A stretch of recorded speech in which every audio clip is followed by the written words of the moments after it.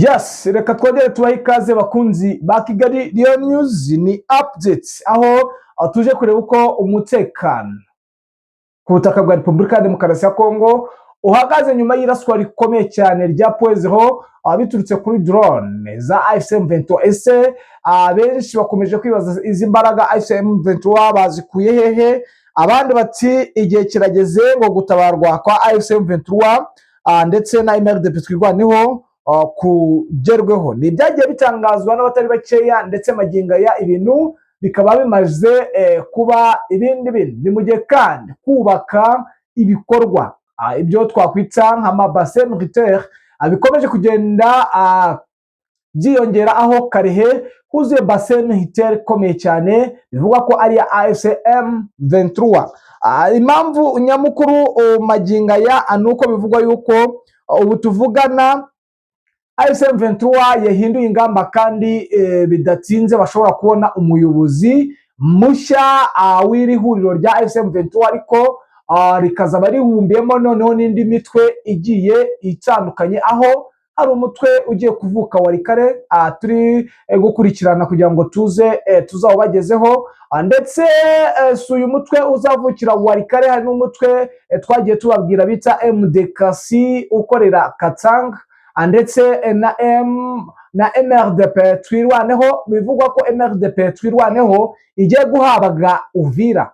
Ni amakuru agendanye na diplomasi n'umutekano ndetse n'ubukungu bw'ibi bice tuhora tubabwira. Ku murongo wa telefone turi kumwe na Bwana Bizima wo mu burasirazuba bwa Repubulika ya Demokarasi ya Kongo, uri butubwire byimbitse n'uko umutekano uramutse. Ni mu nkunde rero tuze turebe uko byifashe, umenye akantu ku kandi. Mbona no kugushimira nkwifuriza amahoro y'Imana we wahisemo kubana na Kigali News. Nawe mushya rero nta kindi usabwa kugira ngo winjire muri Kigali News ni ugukanda subscribe cyangwa sabone. Nyamuna nimukajye mwibagirwa gukanda like cyangwa ngo musharinge kugira ngo ibyo dutangaza bigere kure. Ni kuri uyu munsi rero wa mbere, ni tariki 20 mu gitondo twari turi kumwe, ariko tubazaniye izindi updates nshya twaciyemo. Nge muri kumva kuri mikoro kandi yo komezanya ni Damien Umugisha. Ku murongo wa telefone turi kumwe na Bwana Bizima. Bwana Bizima, ubuse nongera bwe ngo waramutse neza kandi duherukana mu rukerera. Yego, byose ni igitondo cyiza kuko amasaha aracyari hasi. Yes, Bwana Bizima, biravugwa yuko ibintu byahinduye isura. AFC/M23 ishobora kuba yariye Karungu. Abandi bati birashoboka ko AFC/M23 igiye guhindurirwa umuyobozi, nkuko byagiye binugwanugwa bivugwa ko Joseph Kabila wahoze ari perezida w'iki gihugu ashobora kuba agiye kuzayobora rino huriro, akakorerwa mu ngata n'ubundi na Bwana General Sultani Makenga, bakaba aribo bazarangaza imwe mu mitwe twavuga urabona nk'uyu wa Corneille Nangaa wari waje, kuko iyo mbara M23 itandukanye batandukanye n'aba ba Corneille Nangaa, ndetse bikaba bivugwa yuko hari undi mutwe mushya ugiye kuvuka iwa Rikare tugicukumbura kugira ngo turebe uko uzaba witwa, ndetse na MRDP twirwaneho, ndetse na MDKC ndumva twarayisobanuyeho ikorera Ikatanga. Bwana Bizima, impamvu batangiye kugira urwikango rwaba ari uko wenda Joseph Kabila yaba yamaze kumvikana na AFC/M23 mu bikorwa byo gufatanya urugamba cyangwa uru rugendo. Urabona ko n'imikorere yabo basa naho bahinduye cyane, ndetse mu buryo bwo kubaka imbaraga urabona ko ari ikintu gikomeye cyane bamaze kugeraho, gitandukanye no mu bihe bitambutse ubwo wasangaga uruhande rumwe rufite imbaraga ariko hari ibice bigoranye cyane, ku buryo FARDC yabahozagaho ibitero bya buri munsi, ndetse ukabona ko harimo guhungabana bikomeye cyane, nubwo ubona ko inshuro nyinshi basaga naho bihagazeho. Naho kuba uwari perezida wa Kongo Joseph Kabila yaba agiye kuba yayobora iryo huriro ryose rigizwe n'iyo mitwe itandukanye, ntabwo yaba ari amahitamo mabi bijyanye n'iyenda na sapoti yabaye nk'umaze gutanga yaba mu bitekerezo ndetse no mu nkunga izo arizo zose, kuko ubona ko ari umuntu ufite ubunararibonye kuba yarabaye umukuru w'igihugu akakiyobora imyaka ingana kuriya, ntabwo iri ari ihuriro ryamunanira, kandi ubona ko ari ihuriro ryoroshye kuriyobora cyane, usibye kuba hashobora kuzamo wenda amacakubiri no kuba hazamo ubugambanyi bijyanye n'uko iyi mitwe igenda ivuka n'ubundi igenda ituruka mu bice bimwe na bimwe, kandi abenshi babaye muri guverinoma bashobora kuzana yenda ubugambanyi, ariko icyiza kirimo ni uko ingabo ari zimwe, kandi ubona ko buri mutwe utariho wose ugenda ugira ingabo zawo, uretse yenda nka MRDP twirwaneho cyangwa se uriya uri Katanga MDKC, naho indi mitwe yindi yavukamo ibaye ari imitwe ya politiki isanzwe nta kintu byaba bitwaye, ndetse kuba yaba bayoboye byaba hari imbaraga ndetse n'igitinyiro byaba bifite bitewe n'izina afite muri Congo.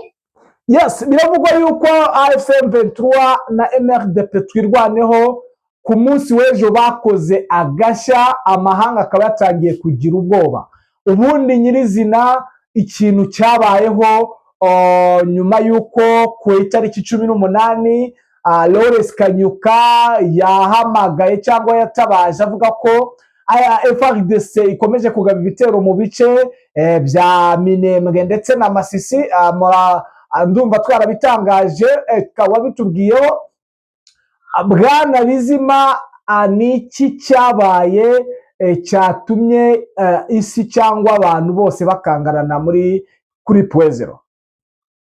Urabyibuka neza ko iyi zone yose ya Minembwe cyari ikibazo gikomeye mu bihe bitambutse, ubwo wabonaga ko leta y'u Burundi ndetse na FARDC yari byarahagize n'akarima kabo rwose, ku buryo ibitero byaba ibya drone, byaba ibyo ku butaka, sheringi zo mu baturage n'amatungo yabo ndetse n'ibikorwa remezo byabo bwite, ubona ko ari ibintu bari baribasiweho, ndetse bagasa naho banatabaza babwira amahanga ibiri kuhabera, ariko ukabona ntawe ukeneye kubyumva. Rero impinduka zabayeho cyane bikomeye, kuko ubona ko indahiro z'abayobozi benshi batandukanye bagiye bavuga bati Minembwe bayirebe nk'inzozi bayibagirwe, yaba Burundi yaba FARDC, ntabwo Minembwe bazigera bayikatamo ngo bayibemo bayita iyabo. Rero ni impinduka zimaze kubaho nyuma yo kwiyubaka kwa M23 twirwaneho mu Minembwe, ubona ko bakemuye icyifuzo cyari gihari cy'abaturage, kuba harashyizwe ubwirinzi ku buryo nta drone izo arizo zose zibavogera uko ziboneye. Icyo kikimara kubaho rero, mu buryo ubona n'ubundi bari bakomeje umugambi cyane, kuko ubona ko deployment y'ingabo z'u Burundi yari imaze kugwira muri ibi bice cyane, ndetse hari hamaze kugera ibihumbi by'ingabo. Ubona rero ko aho twirwaneho imaze kubona ubwirinzi bw'ikirere yafashe umugambi cyane wo kuba ari isigaye nayo igaba ibitero, kuko drone babahozagaho igitondo n'ikigoroba, ubu nabo nicyo cyabayeho, kuko uzi uburyo koalisiyo yubakitsemo, uzi imibare y'ingabo ziri muri kariya gace, kandi stile yabo urabizi neza, nta buryo bundi bwo kwitatanya cyangwa se kwikamufura mu buryo bwo kuba bataraswa na drone. Ni koalisiyo iba ari nini igeze mu bihumbi bingahe by'ingabo, kugira ngo woherezemo drone urumva kugira ngo babone aho bazihungira bigoranye cyane. Niyo mpamvu drone iyo ariyo yose igiye igabweho igitero hariya, byanze bikunze iva ikoze ibara bitewe n'ubwinshi bw'ingabo ziriyo, ariho babona rero ibintu byabakomeranye, kuko sapoti babonaga yari iya drone zabo, ubona ko ku butaka n'ubundi bari babizi ko byananiranye.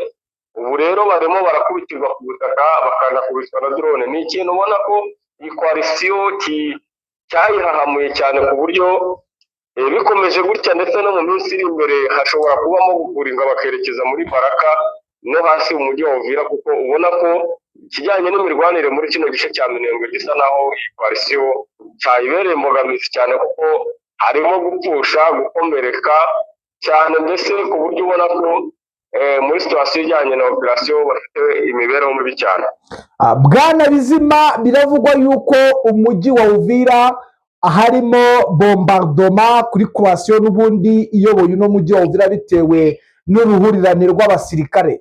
Ubundi abasirikare nyirizina akubaho kugira ngo bayobore amaoperasiyo ni iki bari gupfa muri uno mujyi wenda twavuga udafite ubukungu, wenda uvuga ngo barapfa ubukungu runaka cyangwa barapfa ibirombe by'amabuye? Uyu mujyi umaze gusa naho unyuramo icyo bita wazalendo, uretse ko nubwo aba ari wazalendo n'ubundi bivanzemo na FDLR, kandi niko bimeze. Izina wazalendo nabo ni nk'umutwe biyise, ariko ubundi bari na FDLR akenshi, kuko abakongomani baba muri wazalendo nibo bake kuruta FDLR.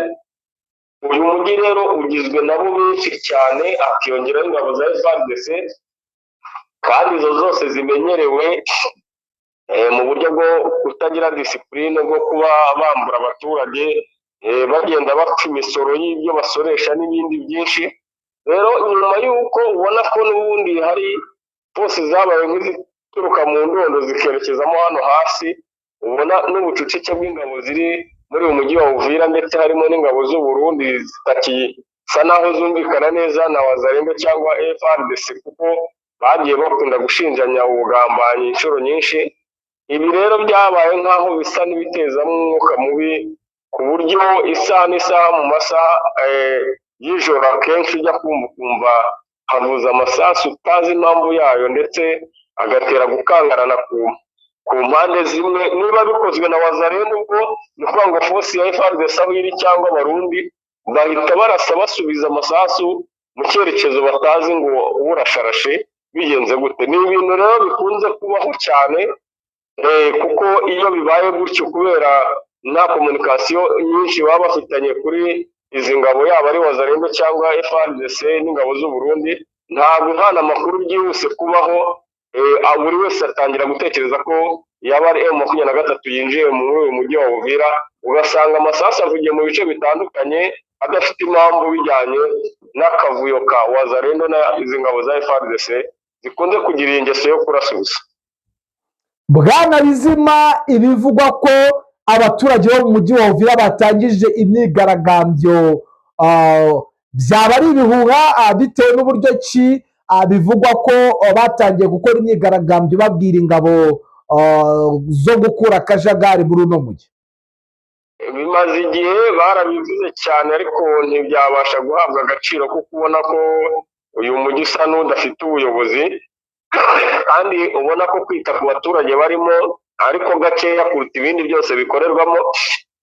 Ni ikintu ubona ko gishobora gukorwa cyane rwose pe, ariko bakaba banagira n'ubwoba bwo kuba babikora bitewe n'umutekano muke wabo, kandi baba bigaragambiriza ko izi ngabo ziwuvamo cyangwa zibahohotera, bagatinya ko nyuma yo kubura ubutabazi kuko abo babwira batahita babaha igisubizo nyacyo, bikaba byabateza ingaruka mbi z'umutekano muke kuri bo, kuko ubizi neza ko disipurine y'aba basirikare benshi ari nkeya, bishobora kubaviramo abaturage impfa. Ariyo mpamvu bagiye babivuga kenshi mu bitangazamakuru, ariko ntibashyire mu bikorwa byo kwigaragambya. Ariko ku munsi w'ejo nibwo basa naho bari kwanzura gufata umunsi nyirizina, ku buryo bazabishyira mu bikorwa, wenda bakareba ko habaho kurenganurwa n'imiryango mpuzamahanga, kuko ubona ko babangamiwe cyane biteye ubwoba, kuko ntabwo ibihumbi birenga 10 bingahe by'ingabo 30 byaba muri uyu mujyi ungana gutya bitajya mu kazi ka operasiyo buri munsi, bihora bizerera ku manywa na nijoro. Ni ikintu ubona ko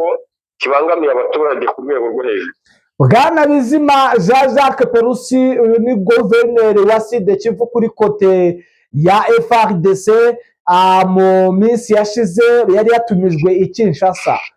Akiva i Kinshasa, ni iki yabwiye abaturage? Nta nteko yatumije ngo aze avuge ibyo bamutegetse. Ubundi Jean-Jacques Perusi aracyabarizwa muri uwo mujyi?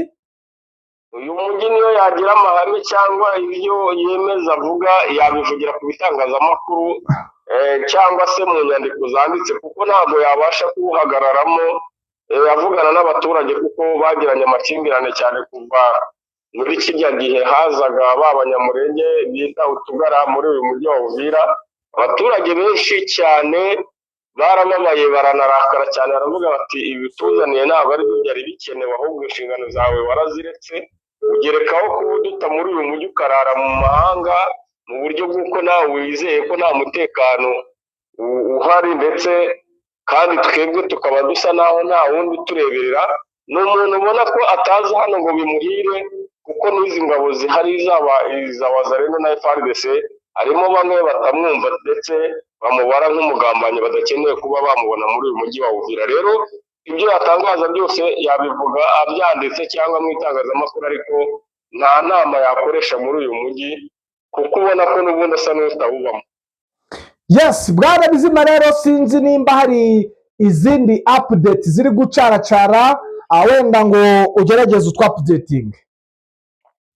Ni ikigaragara cyo wenda nasa n'uwinjira muri Nord Kivu, aho ubona ko mu nce zisatira Warikare, muri Kare ndetse no mu rugabano rwa Masisi, ubona ko M23 isa naho iri kugenda igwizayo imbaraga, kuko mu makuru ahari nuko hari kongerwayo ingabo ndetse n'intwaro zikomeye, kuko ubona ko FARDC isa naho ari urugamba rukomeye yarwerekeje nyuma yaho ibonye ko iki gice cya Minembwe gisizemo ingabo z'u Burundi ndetse itacyashyize n'imbaraga nyinshi bikomeye, bijyanye n'uko babona hababereye nk'igihombo.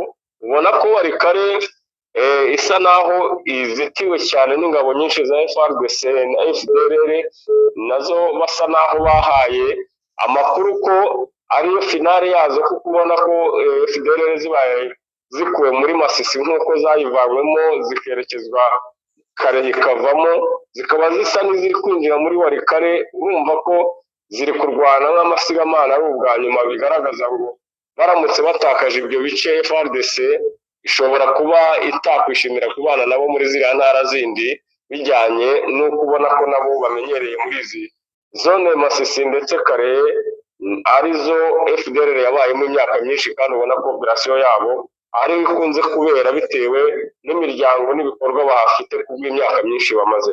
Yes, mu yandi makuru biravuga yuko AFC/M23 nyuma yuko yubatse ibirindiro karundura muri ibi bice bya Sange, ndetse bikaba bivugwa ko Plaine de Ruzizi ingabo z'u Burundi zigomba gucira kuko birura, nyuma yuko bari bizeye yuko bashobora kugaba ibitero simusiga.